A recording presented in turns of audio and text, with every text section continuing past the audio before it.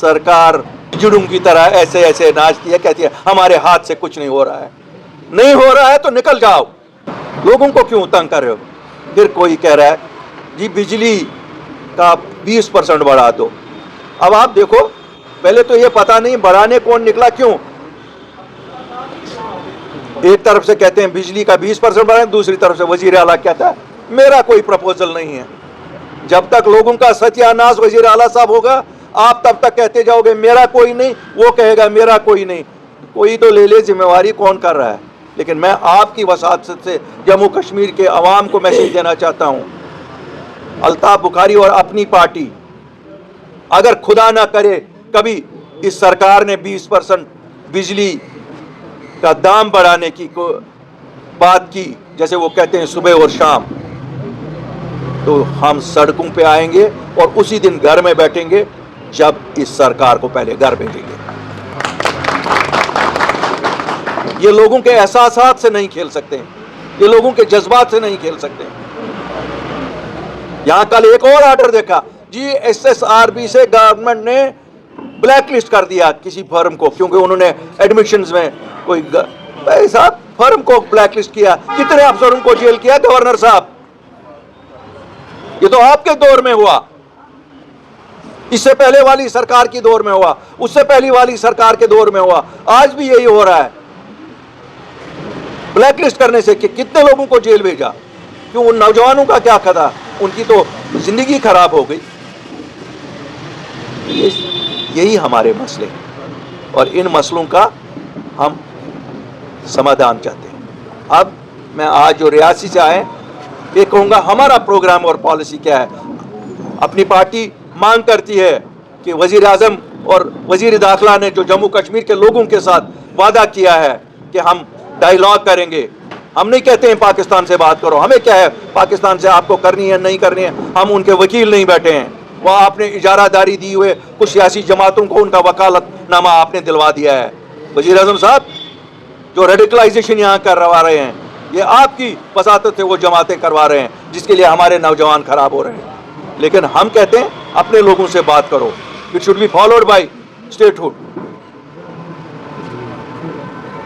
मैं अपने साथियों से जो मेरी जमात में हैं, मैं उनसे कहना चाहता हूं कि 2020 में जब हमने ये जमात बनाई थी, उस वक्त हमने दिल्ली के साथ हाथ इसलिए मिलाया था, वरना दिल्ली कोई ऐसी जगह नहीं थी जहां हाथ मिलाया जाता है।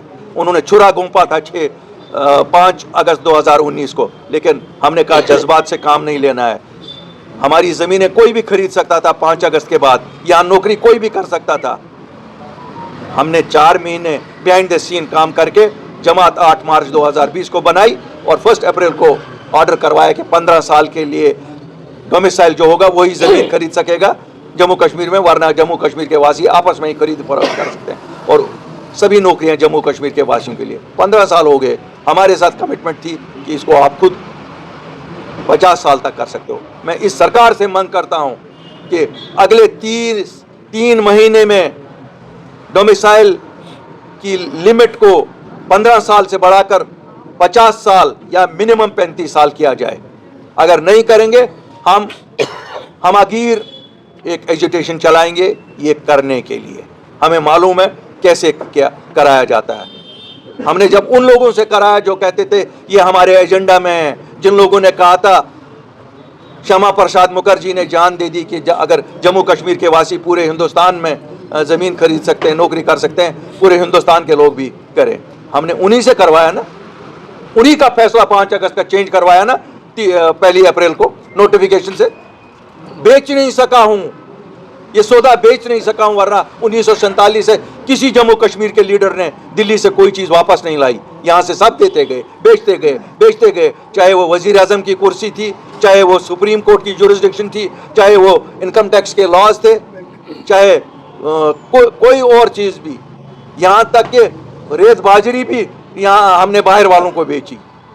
लेकिन हम वाहिद जमात थे। लेकिन बेचते कैसे लोगों में, कहते कैसे लोगों को?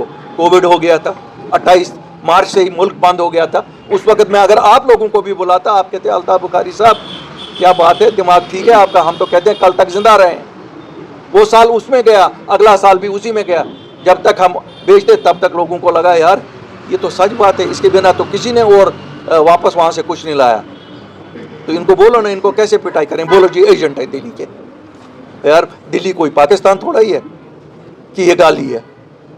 دلی کے ایجنٹ نہیں, چائنا کے ایجنٹ بنو گے, کس کے ایجنٹ بنو گے؟ لیکن ہم بھاجپا کے ایجنٹ نہیں ہیں.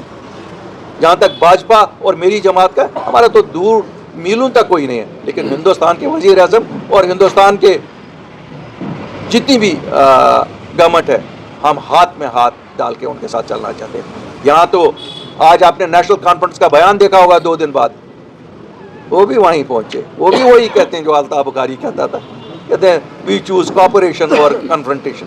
بھائی صاحب یہی تو ہم نے 2020 میں کیا. آپ لوگ تو اس دن, آپ لوگوں کو تو سب کو لکوا مار گیا تھا, اب تو بات بھی نہیں کرتے تھے. میں نے بات کی 3500 لوگوں کو چھڑا کے لایا, میں نے بات کی اپنے نوجوانوں کی نوکریاں بچائی. ہم نے جماعت اپنی عزت کو داؤ پہ لگا کے کی, اپنے پولیٹیکل کیریئرز کو, ورنہ کوئی ہمیں ہرا سکتا تھا. غصہ 5 اگست کا لوگوں نے نکالا ہم پہ, ہمیں اس کا بھی دکھ نہیں ہے. ہمیں اس چیز کا دکھ ہے جن لوگوں کو لایا تھا وہ آج خالی ہاتھ ناچ رہے ہیں کہ ہم تک کچھ نہیں ہے. پھر کیوں 50 سیٹیں لی, پھر کیوں الیکشن میں آئے؟ اس لیے میں وزیر اعظم سے کہتا ہوں کہ ان سب چیزوں میں آپ پرسنلی مانیٹر کریے, ہوم منسٹر صاحب مانیٹر کریے, تاکہ حالات اس سے آگے نہ بگڑ جائیں.